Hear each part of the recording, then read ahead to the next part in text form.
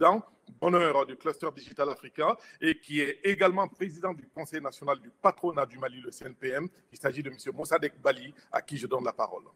Merci infiniment. Bonjour, bonjour à tous.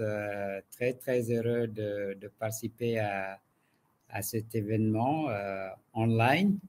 Je vais commencer par remercier les organisateurs et surtout les féliciter.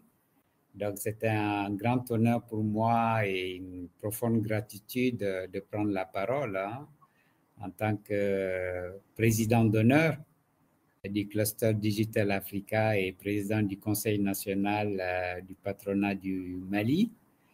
C'est une journée mémorable parce que c'est le SIN Africa, première édition, et j'espère qu'il y aura plusieurs autres éditions et nous sommes effectivement réunis pour célébrer et discuter de l'avenir du numérique sur notre continent. Nous savons tous le rôle que joue le numérique dans nos vies quotidiennes, dans nos familles, dans nos entreprises, dans le pays. J'ai coutume de dire que, par exemple, au niveau du pays, digitaliser toutes les procédures administratives est un puissant moyen non seulement d'améliorer l'attractivité du pays, la compétitivité de ses entreprises, la compétitivité de ses citoyens, mais aussi de lutter de façon efficace contre ce cancer qui guette malheureusement beaucoup de nos pays, qui s'appelle la corruption. Donc, je salue tout le monde, je salue toutes les personnalités ici présentes et j'y retrouve beaucoup de visages familiers. Je salue Madame la ministre de la Guinée que j'ai rencontrée récemment à l'Assemblée générale des Nations unies à New York et j'ai participé à une réunion qu'elle a organisée avec son président.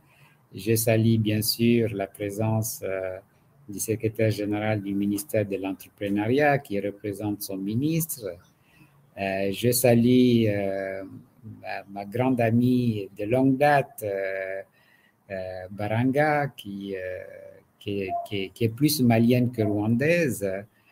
Je salue ma grande amie Rachna, l'ambassadrice des États-Unis d'Amérique, qui en peu de temps est devenue une vraie malienne, a su s'intégrer dans la société malienne.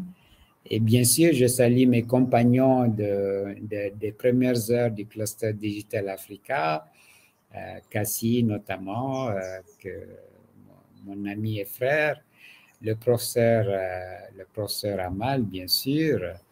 Et puis, je salue la cheville ouvrière de tout cela, notre jeune et dynamique président Amadou Diawara. Et puis, je salue, bien sûr, notre grand modérateur, Salif Sanogo, qui, lorsqu'il était à l'ERTM, avait une émission qui était très suivie et qui était consacrée justement à tout ce qui est digitalisation et numérique.